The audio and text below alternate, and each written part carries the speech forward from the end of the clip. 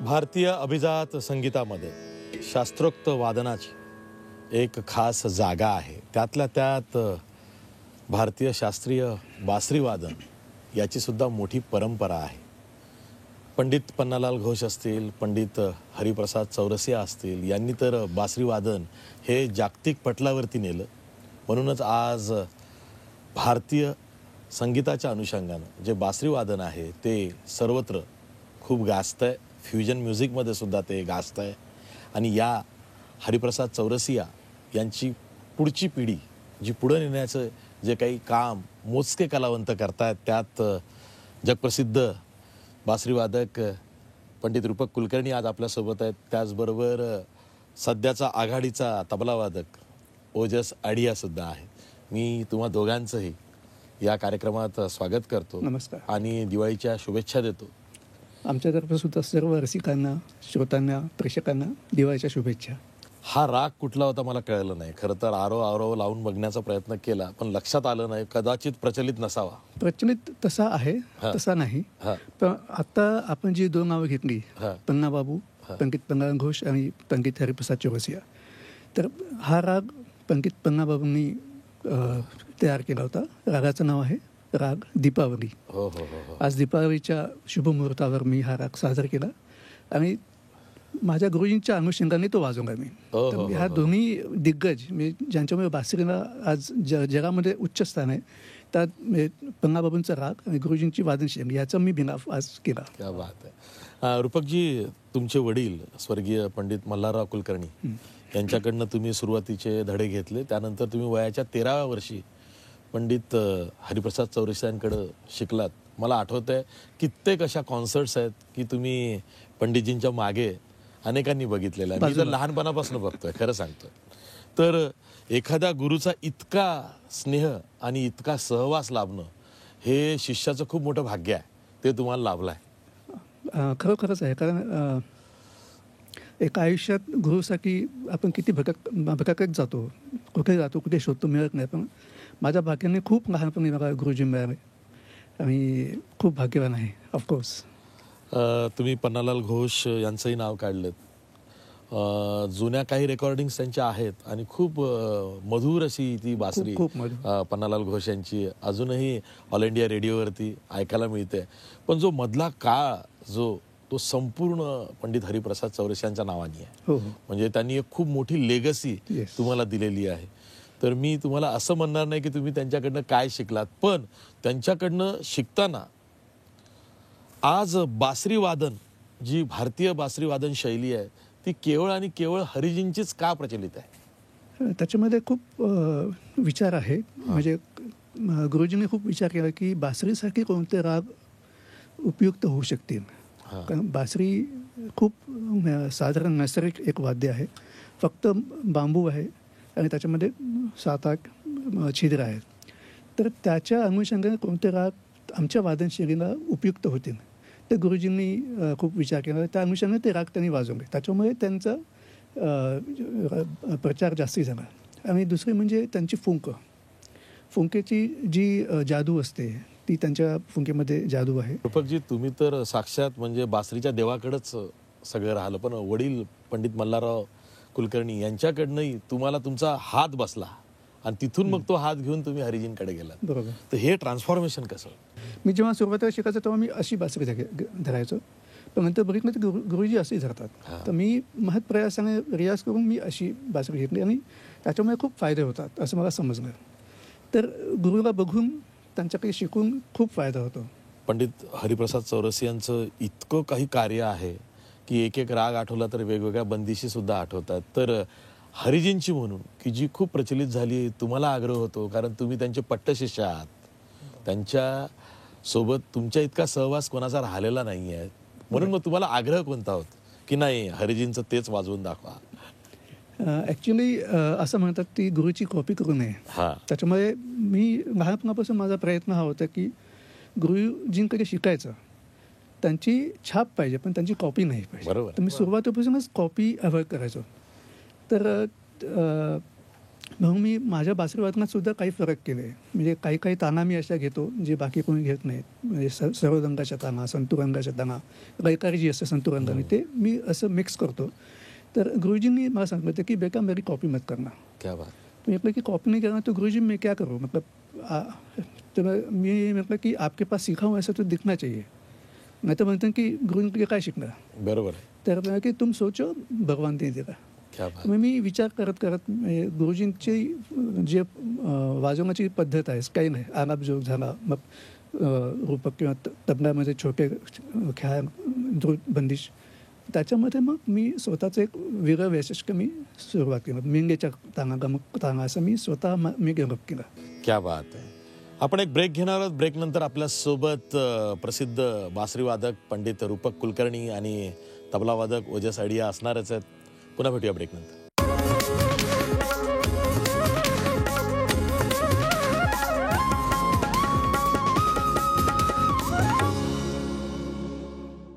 Break नंतर पुन्हा तुमचं स्वागत. आपल्यासोबत रूपक कुलकर्णी आणि ओजस आयडिया आहेत.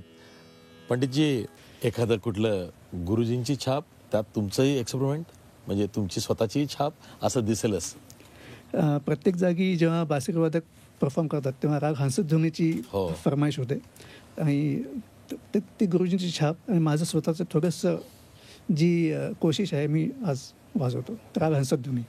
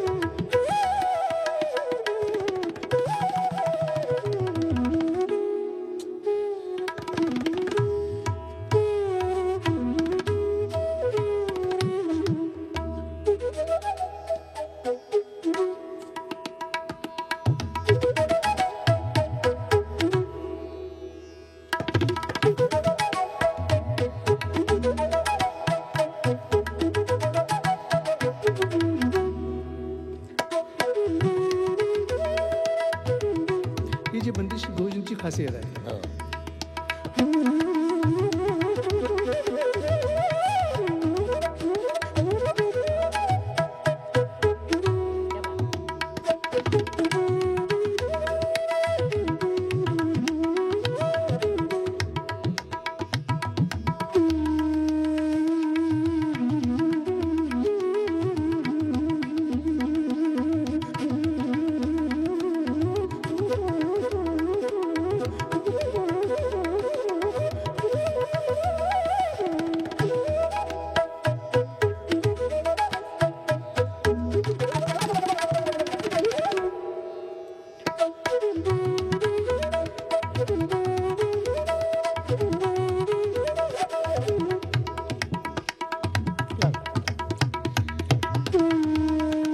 मी जी डेव्हलप केली ह्याच्यामध्ये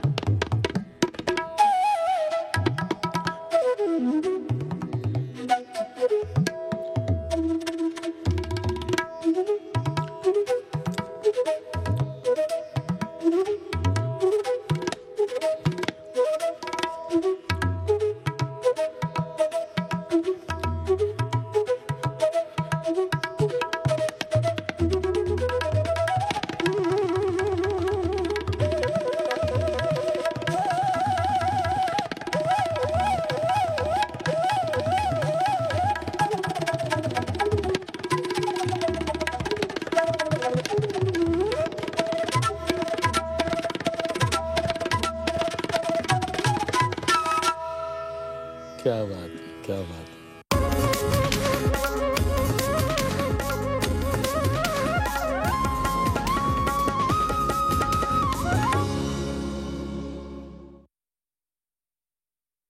ब्रेक नंतर पुन्हा तुमचं स्वागत. आपल्या सोबत रूपक कुलकर्णी आणि ओजस अडी आहेत. पंडितजी, प्रचलित राग जेव्हा वाजवण्याचा आग्रह होतो, संध्याकाळच्या कॉन्सर्ट्स बहुतेक असतात, त्यामुळं जे लोकप्रिय राग आहेत तुम्ही वारंवार तेच वाजवावे लागतात. पण असं कधी होतं का की नाही, आता अमुक एक राग आहे, हा ऑड आहे, पण त्याचं सिटिंग हे संध्याकाळचं नाही, ते सकाळचं आहे किंवा मध्यरात्रीचं आहे, तरी तो आपण वाजवला पाहिजे, नाही तर मग तो फ्युजनमधून तरी पुढे आला पाहिजे. आणि तुम्ही तर फ्युजनमध्ये खूप प्रयोग केलेले आहेत. तर आत्ता सध्याचा जो काळ आहे हा फ्युजनचाही एक काळ आहे. म्हणजे फ्युजनमध्ये खूप एक्सपेरिमेंट सध्या भारतीय शास्त्रीय संगीतात होत आहेत. तुम्ही असं कधी सुरुवात केली की तुम्हाला असं वाटलं की नाही, आता आपण फ्युजनकडे वळलं पाहिजे, फ्युजनमध्येही आपण काही वेगळे प्रयोग केले पाहिजेत? काय होतं, जेव्हा आपण हिंदुस्थानी राग वाजवतो तर त्या रागाच्या मर्यादेत राहून आपण ते राग सादर करतो. पण फ्युजन वाजवताना आम्ही त्या रागामध्ये थोडंसं स्वातंत्र्य घेतो आणि ते स्वातंत्र्य आम्ही तेव्हा फ्युजनमध्ये एन्जॉय करतो. तर एक राग आहे जोग. तो राग असा आहे की भारतीय संगीतात खूप फेमस आहे, परंतु पाश्चात्य संगीतात एक म्युझिक हे किंवा जॅझ म्युझिकमध्ये सुद्धा हा स्केल म्हणतात तो वापरतात. तर मी कधी कधी माझ्या फ्युजनमध्ये, किंवा मी त्याला फ्युजन म्हणू शकत नाही, मी क्रॉस ओव्हर म्युझिक म्हणतो. कारण फ्युजन म्हणजे कधी कधी कन्फ्युजन पण होऊ शकतं. पण क्रॉस ओव्हर म्हणजे काय असतं, हिंदुस्थानी आणि वेस्टर्न म्युझिकचं छान एक संगम झाला असतो. तर त्याला मी क्रॉस ओव्हर म्युझिक म्हणतो. तर हा जोग राग मी थोडासा स्वातंत्र्य घेऊन बराच मी त्याच्यामध्ये क्रॉस ओव्हर केला. करेक्ट, जोग क्रॉस केला. त्याची एखादी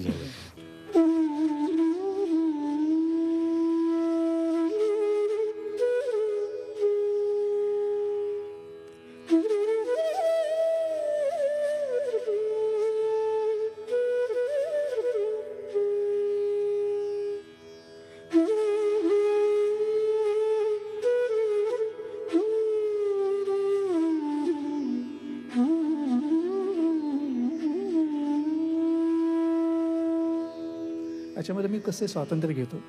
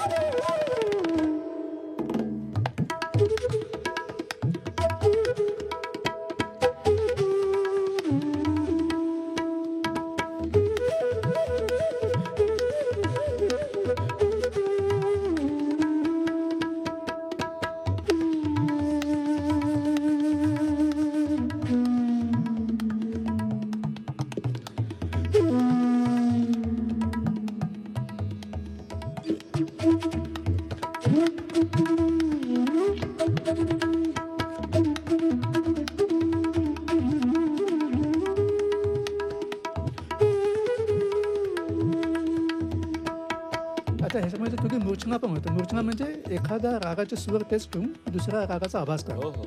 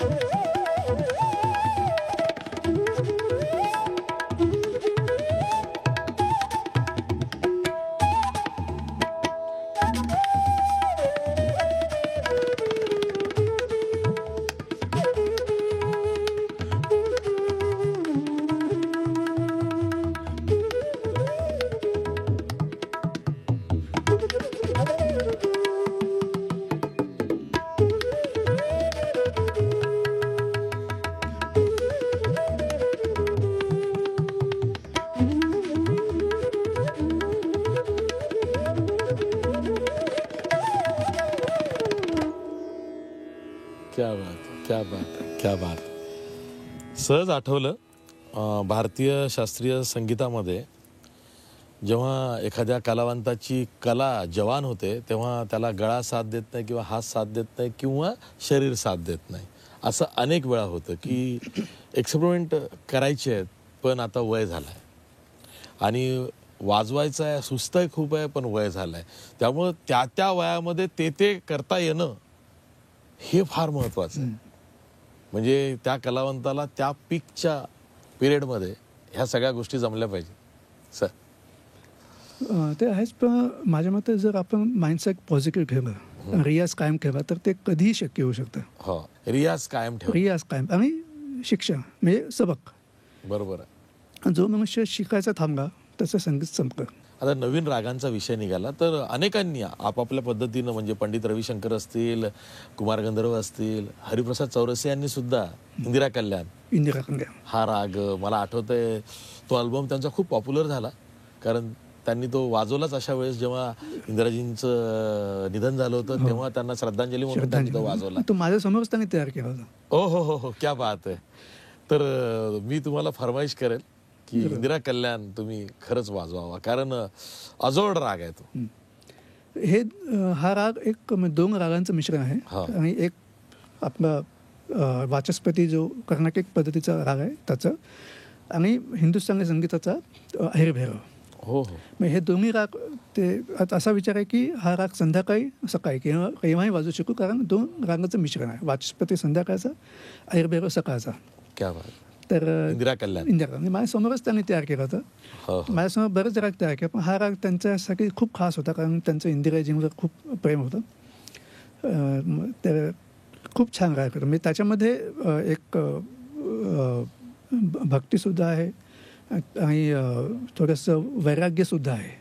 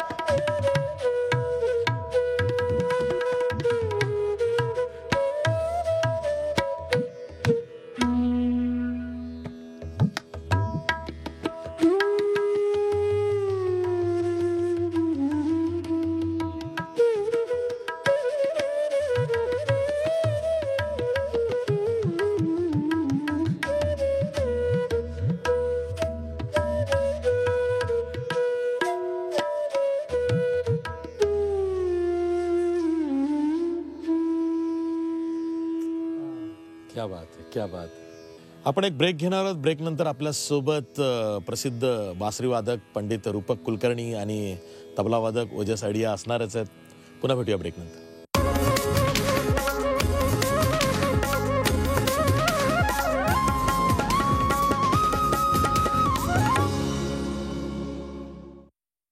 ब्रेक नंतर पुन्हा तुमचं स्वागत. आपल्या सोबत रूपक कुलकर्णी आणि ओजे साडी आहेत.